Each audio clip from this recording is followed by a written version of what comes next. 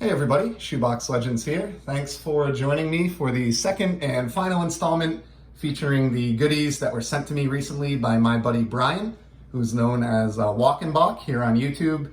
Again, just as I said the first time around, if you are unfamiliar with Brian or his channel, I will leave a link below, and I cannot recommend enough that you head over there and check him out. He's just a solid dude, as you're gonna see in a minute here. I don't doubt in this hobby.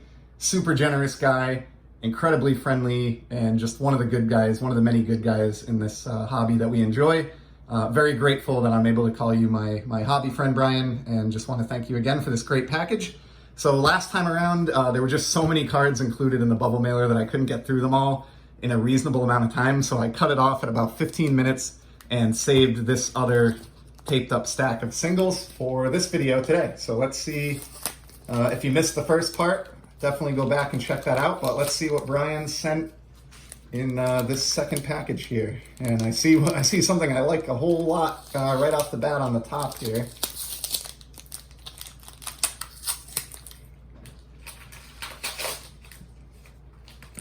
Alrighty, so we got two little team bags here stuffed with some cards, so let's take a look at this first one.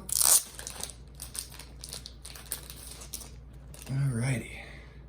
And this is the card I was referencing. I am a 100% sucker for these purple chrome refractors out of Topps Heritage.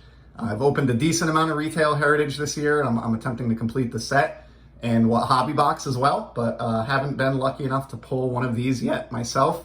And so I'm incredibly honored that Brian decided to share this one with me. It's definitely my first from this set, and a Red Sox card that I will absolutely treasure, and this will get slid right into my purple Z folio that I've talked about in the past that features all shiny purple cards. So that is a definite win. In fact, we're going to put Jackie out in the background here. Killer card. Really, really happy that those just absolutely glow in Heritage each year.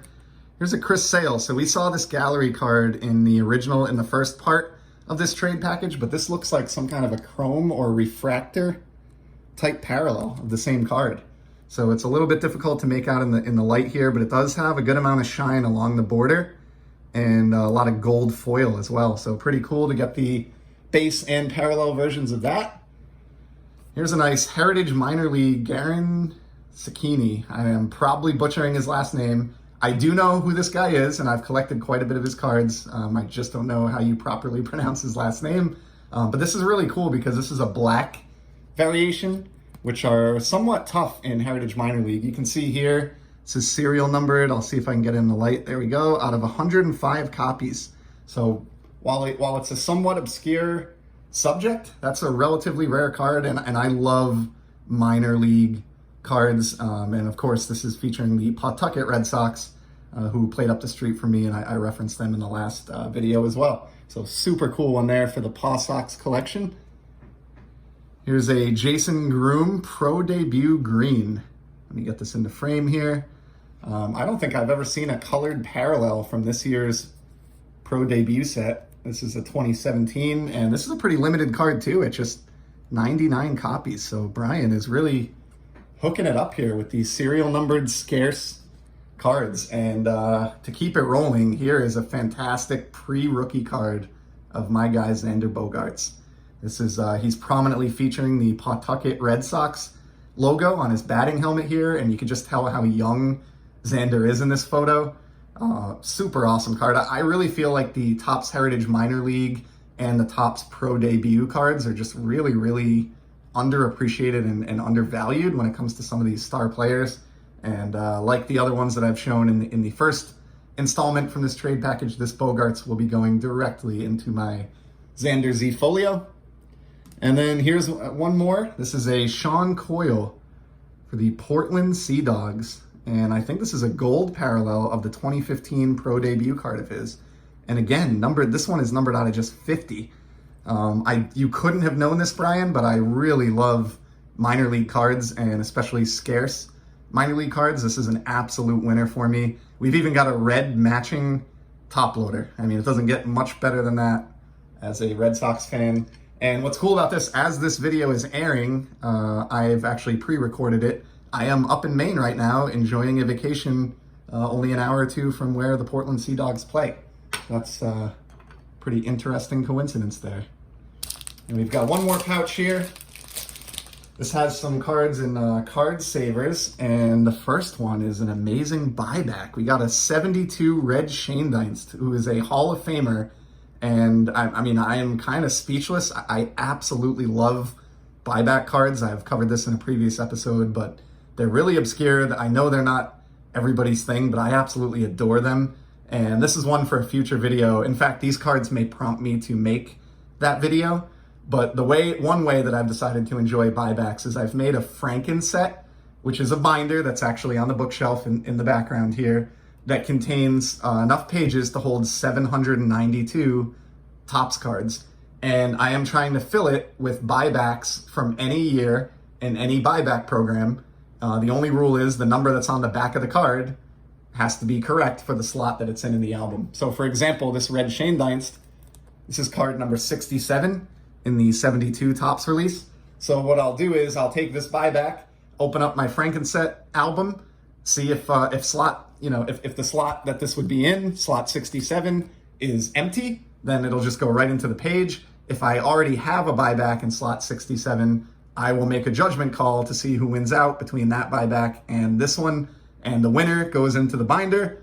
The loser comes out of the Frankenset, gets put in a penny sleeve and put in my buybacks shoebox where I keep all of my other buybacks. So I'll probably, it looks like this may be a small stack of buybacks, so we'll go through them here, but if that's the case, I may use these as a sort of an introduction to that Frankenset at some point. I've got some really special buybacks in there, and I think that might make an enjoyable video here on the channel. But this one is fantastic, and this is more than anything I could have expected out of a trade package. You've really blown me away with this one. Thank you so much, Brian. Fairly confident that one will make the cut at number 67. Here's another one. This is from the 2017 Rediscover Topps program. This is an 88 Future Star Steve Searcy. Love that very dated Future Star block lettering on the top of the 88 set. And so this one will definitely make a pretty strong case for card number 167 in that Frankenset. And we just keep it rolling here with the buybacks. This one has the 75th anniversary foil logo, which means it's from the 2014 buyback program. And it is, of course, a 76 Don Kessinger with a gloriously airbrushed St. Louis Cardinals cap there. Fantastic. I can't believe you had all of these buybacks, Brian. These are not the easiest cards to come across, especially where they haven't done the buyback program in a few years. So I'm very, very impressed by the number of these that you had and your generosity in sending these to me. And in fact, we're going to put red out here on display for the rest of the video here. There's a Don Reynolds, 79. Love the Padres uniform here with the swinging Friar patch on the shoulder from the All-Star game. Killer card. And of course, it doesn't hurt that my initials are on the cap there. Always like those Padres caps for that reason. Random story, I took a road trip, or not a road trip, but I took a trip to San Diego for work all the way back in 2007 and was out there for about a week on the company dime. And the entire time I was there, I meant to pick up one of these retro SD hats, and it just never happened. So I'll have to keep that one on the list, I guess. All these years later, I've never managed to pick one up. Here's a fantastic 73 buyback of Boots Day. Love this because it's an Expos card. Love this because the 73 set is underrated and has just some gloriously awkward action photos. And this is absolutely one of them. This is just great, Brian. I can't wait to kind of dig into the Frankenset album and see which of these make the cut. Here's a 78 Sam Hines with the Brewers. And again, that's a 2014 75th anniversary buyback. There's another one from 2015. This is Jim Merritt with the Texas Rangers.